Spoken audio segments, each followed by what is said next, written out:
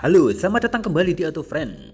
Mobil listrik akan menjadi masa depan industri perotomotifan di dunia, tidak terkecuali juga di Indonesia. Segala daya upaya dilakukan untuk dapat siap memasuki era elektrifikasi mobil ini.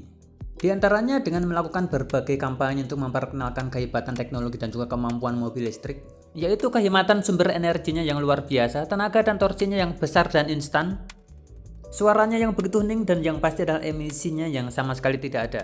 Belum berbagai macam fasilitas yang akan didapatkan, yaitu misalnya pajak yang lebih rendah dan juga kemudahan untuk melewati jalur tertentu yang tidak ada aturan ganjil genap dan sebagainya. Tetapi di sini kami akan menyajikan sebuah antitesis dari semua itu. Sebuah realitas yang mau tidak mau harus dihadapi di Indonesia ini, yaitu sebuah perimbangan opini yang sekiranya dapat melengkapi secara utuh pemahaman kita secara menyeluruh atas sebuah mobil listrik. Ya, tidak perlu banyak berbasa-basi, kami akan membahas tentang resale value atau nilai jual kembali dari sebuah mobil listrik telah dipakai beberapa tahun. Di mana sangat tidak bisa kita pungkiri bahwa resale value atau nilai jual kembali atau kemudahan menjual kembali mobil yang kita beli adalah merupakan salah satu faktor penting dalam pengambilan keputusan pembelian sebuah mobil di Indonesia, kalau tidak bisa dikatakan sebagai faktor yang paling penting.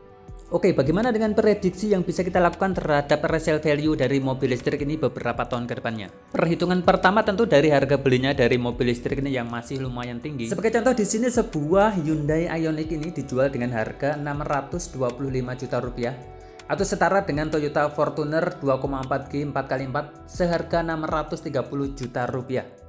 Yang di sini akan kita gunakan sebagai perbandingan atau patokan sebagai sebuah resale value yang bagus dari sebuah mobil merek ternama.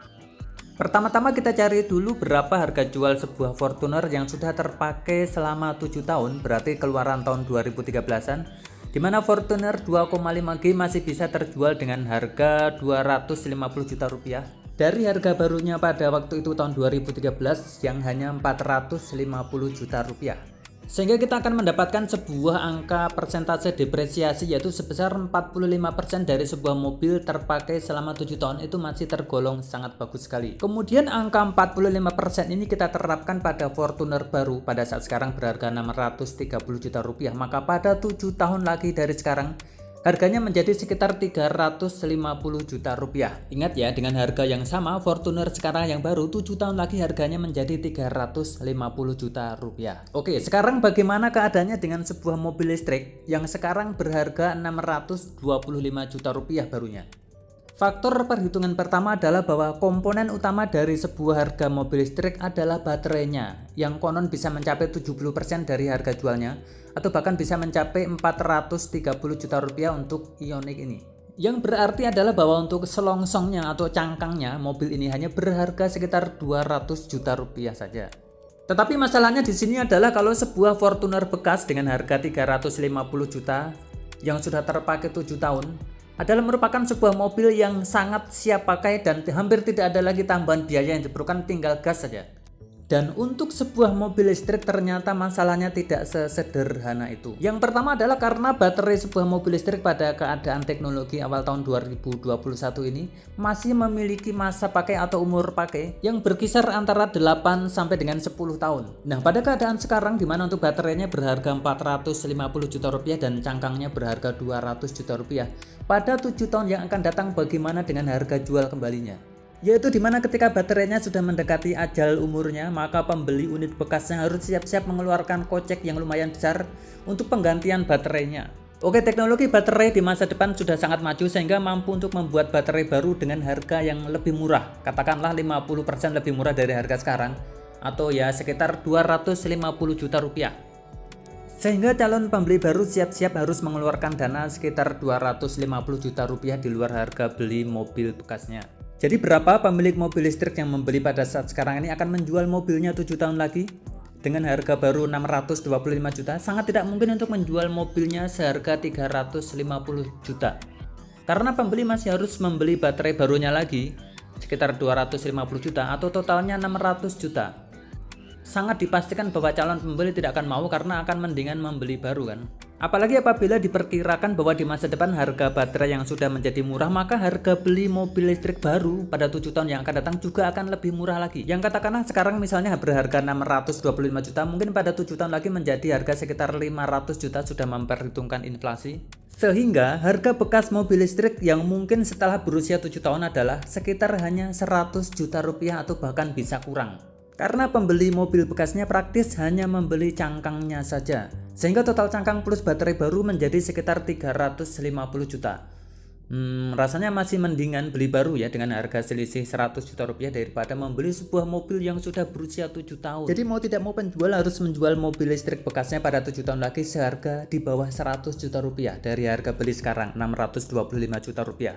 Bandingkan dengan Fortuner tadi yang masih bisa dijual seharga 350-an juta rupiah. Dan juga hitung-hitungan nilai depresiasi ini akan lebih mengerikan lagi kalau cara pembeliannya melalui cara kredit. Dipastikan akan lebih kobol-kobol lagi alias kebobolan.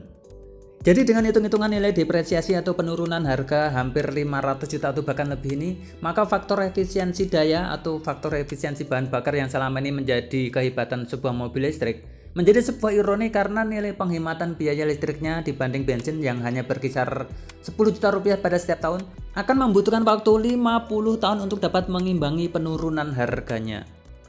Oke, solusi yang pertama adalah bahwa pembeli mobil listrik tidak akan menjual mobilnya, akan terus memakai selamanya dengan konsekuensi mengganti baterainya dalam kurun waktu tertentu mengeluarkan sekitar 200-300 juta rupiah. Tetapi pertanyaannya adalah apakah tidak akan menjadi bosan? Loh, tapi kenapa ya kalau di negara maju mobil listrik itu bahkan menyabet kepuasan tertinggi bahkan lebih tinggi dari sebuah mobil bensin? Ya karena kalau di sana kan berlaku ketentuan mobil di atas 5-10 tahun tidak bisa dipergunakan lagi alias memiliki masa pakai atau umur pakai maksimal. Sehingga ya pasti tidak akan memperhitungkan harga jual kembali kan? Pada periode-periode awal atau generasi-generasi awal dari mobil listrik ini, kita sangat menghargai bagi yang mau menjadi pelopor pembeli mobil listrik sekarang. Seperti misalnya konten kreator, pejabat publik, atau juga perusahaan-perusahaan transportasi yang memberikan kampanye atau edukasi sekaligus juga menjadi pionir pembuka jalan sambil menunggu kemajuan teknologi yang semakin berkembang.